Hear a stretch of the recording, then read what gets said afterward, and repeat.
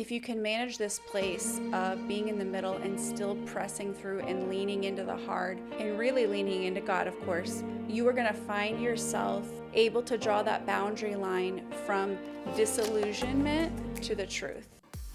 Welcome to the Called Forth podcast. This is the place where we help ambitious women of faith to activate and break through the belief structures holding them back. And this is your season of awakening and activation. Hello and welcome to this episode of Called Forth. Before we get into the meat of the episode, I want to give you a personal update about me. And that is that by the time this episode drops, it will be officially official. I am done with real estate. I have worked in real estate for over the past 5 years, and this week signals for me my first week not as a real estate agent as of the time that this episode will air. And it's something that I have been considering and praying and thinking about for a long time. And really, it's within the last few weeks that I have felt some serious realizations and confirmations that this season of my life needs to come to a close. And so whenever you have a chapter of your life or a season that is shifting and changing, it can be a little scary. It can be sad mixed with happy, mixed with lots of different emotions. And so that is what I'm feeling in this experience. I'm sad to say goodbye to colleagues that I have come to really care about and learn about and that I've appreciated working with. But I'm also excited for the future and what God has in store and what I'll be doing and the doors that I know God is going to be opening up in the future for me. So for now, that is the latest with me. I wanted to give that personal update because, it's a shift, it's a change in my life. But what I'm going to talk about in the main portion of this podcast is how you can learn to skip through, work through, move past the false illusions of your goals and dreams. Because did you know that goals and dreams have false illusions that can come along with them? That's what we're going to be talking into today, so that you can get into the real work that is going to count and matter towards your dreams and goals. And so with this idea of false illusionment, like what is that exactly? I would say dreams and goals carry this layer of false illusion in the sense that we have an idea in our mind of what goals and dreams look like, what the end destination looks like, what the process looks like in getting there. And it's through this visionary process of what it looks like when sometimes things can get diluted or distorted. And we want to make sure when we are working towards goals and dreams that we don't find ourselves succumbing to something that in the end is an illusion or that's a distorted reality. And this can easily happen. I've done it countless times, which is why I can speak from this place of experience. And I know so many others who may consider themselves entrepreneurs or dreamers or visionaries or business owners can probably fill in the gaps and also conclude, yes, there is some false illusion that comes with dreams and goals. And so I'm going to dive into 3 false illusions that we can fall under, and then the truth that I want you to think about replacing that with. The first one is when we are going after dreams and goals, we sometimes think that it should be easier and that if it was the right thing for me, it would be easier. I know I have often talked about how social media is like a highlight reel. And so we watch other people walking out their goals and dreams, or we come into a chapter of their story where they're killing it and life is unfolding seemingly beautifully. And we start to question why it's not easier for us or why we're not in that phase of the journey. Because we look at the years that we've accumulated going after things and we think, my goodness, shouldn't I have paid my dues up to this point? And shouldn't things be easier? And we try to replicate what other people do. It's not bad to look at how somebody does something and try to replicate it for yourself. But where it turns into illusionment is when we fall into discouragement and defeat and despair, and maybe even envy or jealousy or just frustration that it's not easier at this point. And I believe that false illusions are a distraction.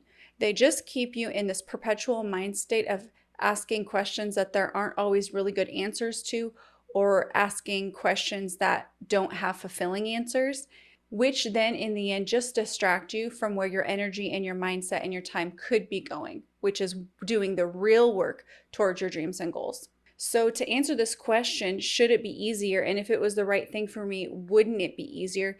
The answer is no, but a side of yes.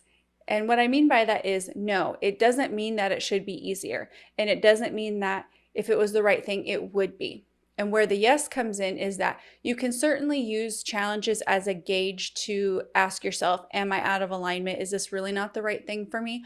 But in general, if you have a dream or a goal, even if it is in the vein of what you want to do and are meant to do, there are going to be plenty of pieces of it that are not easy.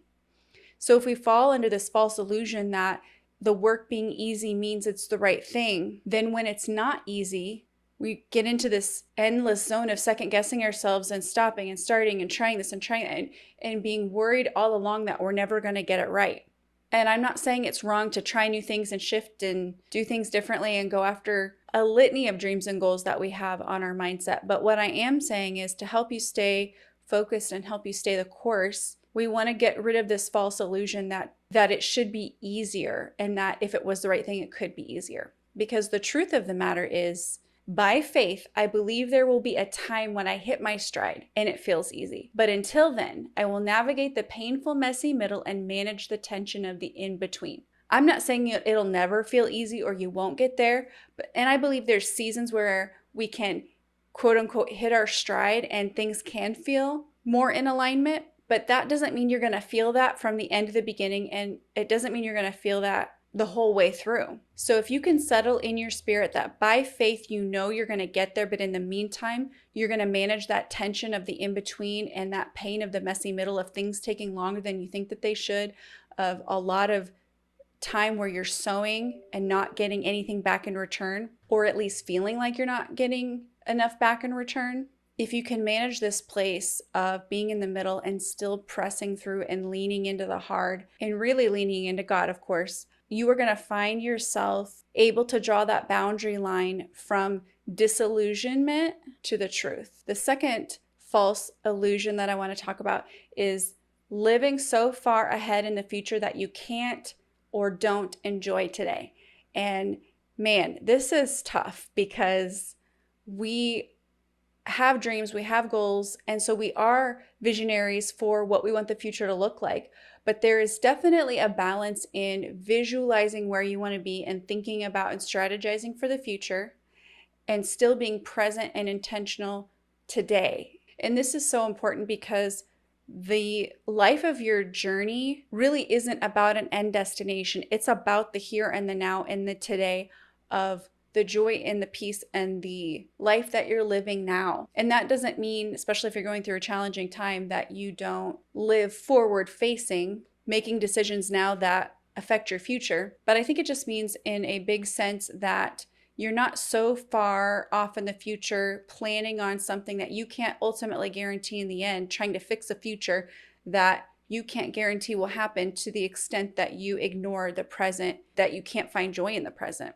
We want to be in this place where we are hopeful for the future, living for today, certainly planning things for the future, but very much intentional to live in the today. Because in all honesty, sometimes we can be so forward facing, so future oriented that we don't even see some of the beauty that is in the day. Because when we're going through challenging seasons, we don't want to think about what's going on right now because it can feel daunting and frustrating and make you feel powerless that you can't change what you're living in the moment. So it's easier to think about the future and where things will be and live from that place. And so the truth that I want to talk about counterbalancing with this false illusion is learning to develop the skill of contentment. And I often have never thought of contentment as a skill that you build, but the more I process through what contentment looks like, there's tons of teachings that you could do on contentment. But the aspect I want to take in this podcast episode is really learning to develop contentment as a skill. And so as I was talking about learning to be intentional about the today, learning to be content in the today. And that doesn't mean that you're content with destructive things that are happening in your life or negative things, but it's choosing contentment. It's choosing that skill of contentment that you're going to utilize in this moment to be intentional for today and to enjoy the beauty that is in the season that you're in. Because sometimes, like I've said before, you have to choose to see the beauty where you're planted. You have to be the beauty where you're planted and bloom where you're planted. And that is something that you can cultivate and learn to form habits from, the skill of contentment. The third false illusion that I want to talk about is my dreams and goals will be enough to fulfill me and satisfy me in such a way that I'll really be able to love my life. I'll be in my element, I'll be operating in my creative purpose, and I'll finally be in the zone in the vein of my life. And this is a dangerous illusion because it's setting expectations that you have no control of fulfilling. So for instance, if your ultimate goal is to win a marathon, for instance, you can definitely work towards that. You can train towards that. You can give it your all, but you can't control in the end whether or not you win that marathon. And so the same thing is true for this. Your goals and dreams are things that you're working towards, but if you are declaring that they are going to be the ultimate fulfillment for you, the ultimate satisfaction for you, you're really setting yourself up for an expectation that you can't control. Because in our mind, we often think, yes, when this happens and that happens and that happens and that happens, things will be better. I have fought this false illusion many times in my life, and I have experienced one too many times where I set this expectation that my purpose would fulfill me and my goals would fulfill me, my dreams would fulfill me. And then because I couldn't control how it happened or when it happened, like how long it took me to get there, I was just in this constant state of discontentment and dissatisfaction and with a huge lack of fulfillment. So we can never place this whole fulfillment, satisfaction, contentment thing in the hands of our dreams and goals, because ultimately it belongs in, I'm going to get to the truth here, the hands of God. So the truth to counterbalance this fake illusion is that as I learn to manage my mindset expectations and seek the Lord as my ultimate source, I find my enough in my relationship with God. And I know maybe you're thinking, I've tried that, it doesn't work for me, I don't feel fulfilled. I completely get it. But the thing about finding your enough in your relationship with God is that where you may find yourself spiritually right now isn't necessarily where you're going to be a week from now, a month from now, 6 months from now, a year from now. You may feel very unfulfilled in that area of your life, but through cultivating your spiritual life, you're going to find that ultimately, wherever you find yourself in this continuum, your enough is only going to be found in the deepest well that has no ending, and that is your relationship with God. There's that scripture in the Bible where Jesus talks about giving the woman at the well a drink where she will never thirst again. And that's really where your relationship with God comes in. Dreams, goals, even purpose doesn't bring ultimate fulfillment as much as it seems like it probably should. It doesn't mean that there aren't elements that aren't fulfilling, because there definitely are. But in the pursuit of dreams and goals, especially when you're in the beginning or middle phases of it, there's a lot of work that goes in that does not feel fulfilling or satisfying, especially when you're still really trying to figure out what you want to do. So we want to manage our mindset and our expectations and make sure that our ultimate source of fulfillment and satisfaction is being pointed in the right direction, which is towards your relationship with God. So thank you for tuning into this week's episode of the Called Forth podcast. Have a great week. That's all we've got for this episode of the Called Forth podcast. One thing that would really help both us and other new potential listeners is for you to rate this show and leave a comment in iTunes, Stitcher, or wherever you tune in to listen. Also, make sure to link up with us at www.dawntown.com. That's DAWNTOWNE.com. And on social media. And please just share. Share this podcast with anyone who you think might enjoy it. Until next time, remember, you have been called forth.